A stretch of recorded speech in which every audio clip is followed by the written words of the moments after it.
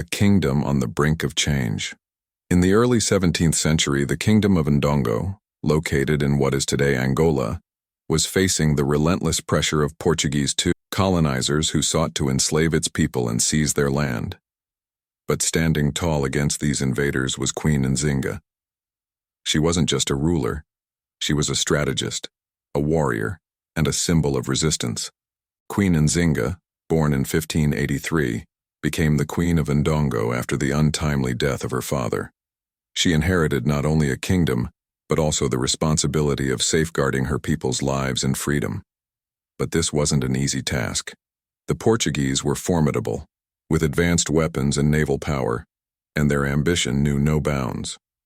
Queen Nzinga's early life and trials. Queen Nzinga's early life wasn't filled with luxury. Instead, she grew up amidst conflict and struggle. She witnessed firsthand the suffering of her people as Portuguese colonizers enslaved her subjects and plundered their lands.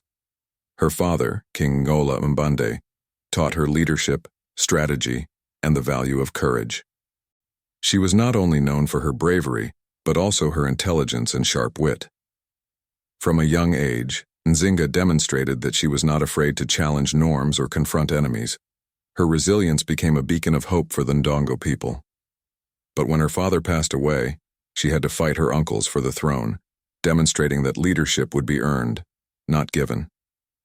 This struggle shaped her into a formidable leader who would one day take on an empire. The rise of the Queen's reputation. As Queen Nzinga ascended to the throne of Ndongo, she solidified her position as a fearless leader. She adopted a warrior's mindset, dressing in armor and wielding a sword, ready to fight alongside her troops. Her leadership style was unconventional for the time. She prioritized intelligence, unity, and unbreakable determination. She began forging alliances with neighboring tribes and kingdoms, understanding that resistance would require collective strength. Nzinga knew that defeating the Portuguese would require more than just brute force. It would require strategy, unity, and intelligence. Her reputation as a warrior queen spread across Africa, and even Portuguese settlers began to fear her name. She became not just a leader, but a symbol of defiance against colonial oppression. The tactical brilliance of Queen Nzinga. Queen Nzinga's greatest strength was her strategic brilliance. She adopted guerrilla tactics, using the terrain of the jungle and the forests to her advantage. She often employed cunning strategies that made it difficult for the Portuguese to secure their foothold. She would use surprise attacks and quick retreats, blending seamlessly with the environment. Nzinga also made sure to leverage psychological tactics, spreading stories of her victories and resilience, which demoralized Portuguese soldiers. Her diplomatic skills were also unmatched. She sought negotiations but made sure the Portuguese understood that her kingdom would never submit. Her intelligence allowed her to anticipate the enemy's moves, ensuring that every battle was fought on her terms. The alliances that strengthened the resistance. Queen Nzinga knew that unity was her greatest weapon. She formed alliances with neighboring African nations, such as the Kingdom of Congo and various tribal leaders, bringing together forces that collectively resisted Portuguese colonization. She successfully forged trade agreements that ensured mutual benefit while maintaining resistance against the colonizers. These alliances allowed her kingdom to sustain its economy, strengthen its military, and gather crucial intelligence about Portuguese plans. Nzinga also maintained open communication with European traders, not to capitulate, but to gather information and use diplomacy as a tactical advantage. She became a master at turning potential allies into strategic assets. The battles and victories. Queen Nzinga's battles were marked by courage and strategic mastery. One of her most notable encounters was the Battle of Luanda. Despite the Portuguese having a strong naval force, Nzinga used guerrilla warfare tactics to outmaneuver them. She deployed ambushes, used the terrain wisely, and maintained high morale among her troops. She led from the front, often fighting alongside her soldiers, which earned her immense respect and loyalty. Her victories weren't just military, they were symbolic. Her unwavering leadership became a rallying cry for oppressed communities across Africa. Nzinga became a formidable force that the Portuguese couldn't conquer, demonstrating that resistance was possible.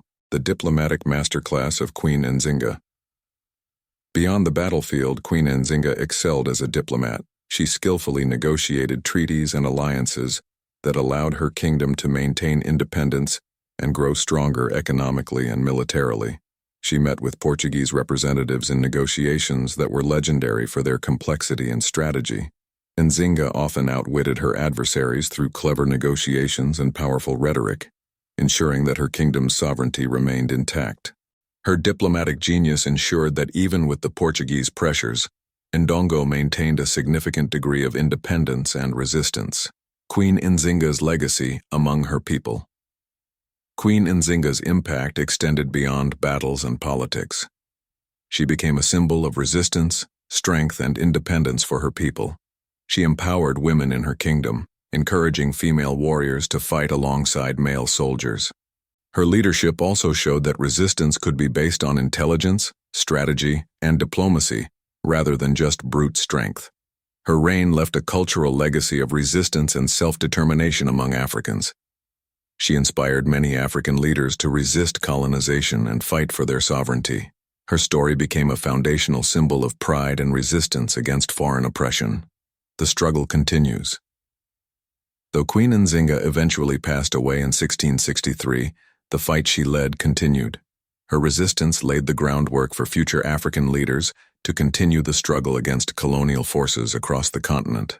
Her story sparked resistance movements that stretched far beyond Angola, influencing other kingdoms and resistance leaders.